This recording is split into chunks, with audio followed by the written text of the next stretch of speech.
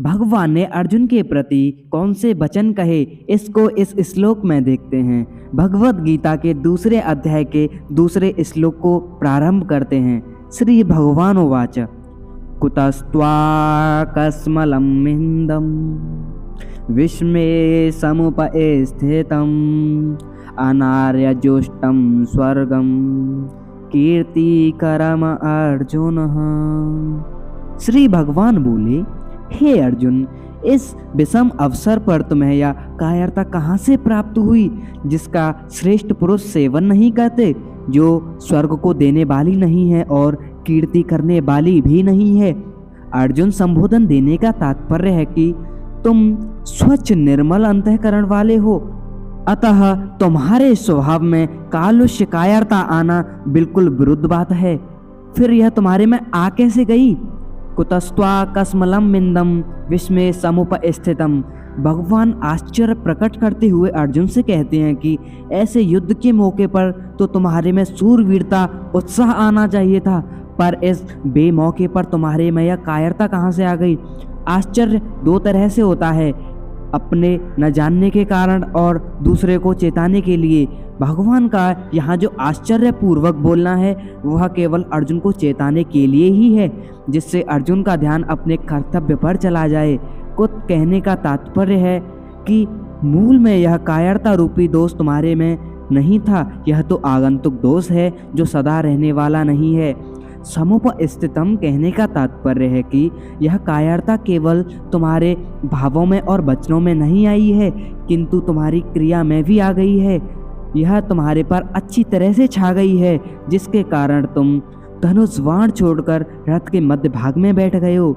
अनार्य जुष्टम, समझदार श्रेष्ठ मनुष्य में जो भाव पैदा होते हैं वे अपने कल्याण के उद्देश्य को लेकर ही होते हैं।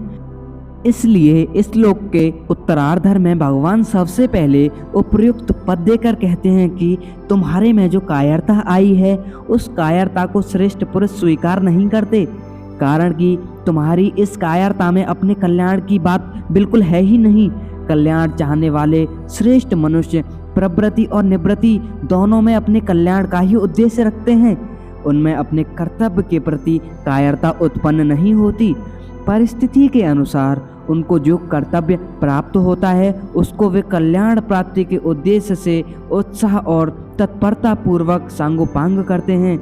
वे तुम्हारे जैसे कायर होकर युद्ध से या अन्य किसी कर्तव्य कर्म से उपरत नहीं होते। अतः युद्ध रूप से प्राप्त कर्तव्य कर्म से उपरत होना तुम्हारे लिए कल्याण कारक नहीं है। अस्वर्गम, कल्याण की बात सामने न रखकर अगर सांसारिक दृष्टि से भी देखा जाए तो संसार में स्वर्गलोक सबसे ऊंचा है, परंतु तुम्हारी यह कायरता स्वर्ग को देने वाली भी नहीं है। अर्थात कायरता पूर्वक युद्ध से निवृत्त होने का फल स्वर्ग की प्राप्ति भी नहीं हो सकता। अकीर्ति कर्म कहने का तात्पर्य है अगर स्वर्ग की प्राप्ति भी लक्ष्य न हो तो अच्छा माना जाने वाला पुरुष वही काम करता है जिससे संसार में कीर्ति हो, परंतु तुम्हारी यह जो कायरता है यह इस श्लोक में भी कीर्ति देने वाली नहीं है, प्रत्युत अपकीर्ति अपयश देने वाली है। अतः तुम्हारे में कायरता का आना सर्वथा ही अनुचित है। भगवान ने यहाँ अनार्य जुष्टम, अस्वर्गम और अपकीर्ति कर्म ऐसे क्रम 3 बार दिए हैं। जो विचारशील मनुष्य होते हैं वे केवल अपना कल्याण चाहते हैं, उनका ध्येय उद्देश्य केवल कल्याण ही होता है।